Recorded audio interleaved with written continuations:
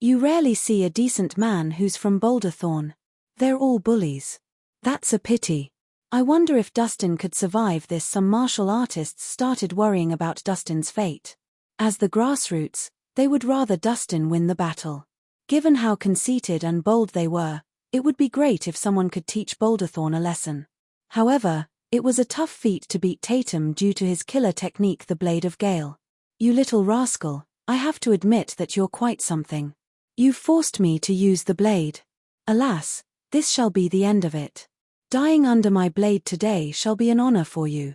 Tatum waved the brass ring saber with a sharp look in his eyes. He handled the heavy weapon weighing hundreds of pounds like it was a strand of straw, showing off the strength of his bicep. Just cut to the chase and come at me. Dustin wiggled his fingers, a provocative gesture to get Tatum to start the fight.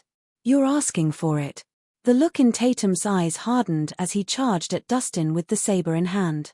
The lengthy and cumbersome brass ring saber left a mark as it was dragged across the ground, leaving sparks flying from the friction.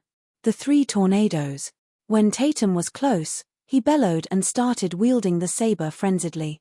The shadows of the fast-moving saber formed the illusion of a web in the air as the weapon crushed toward Dustin's head.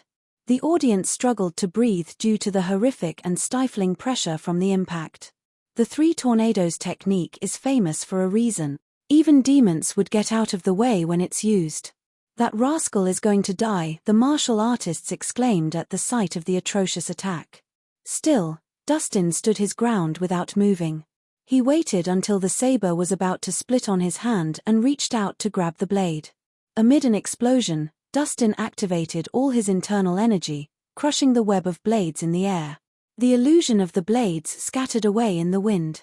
Meanwhile, Tatum's saber was stuck in Dustin's tight grip. How is that possible?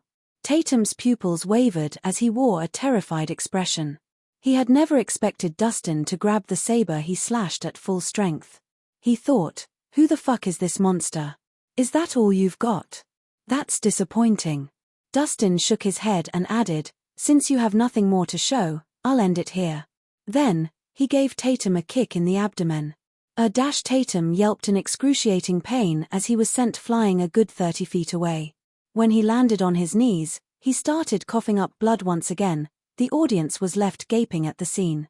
They had expected Tatum to regain the upper hand with the use of the saber, but he was badly defeated anyway. It left everyone wondering about Dustin's background. How could you destroy my core?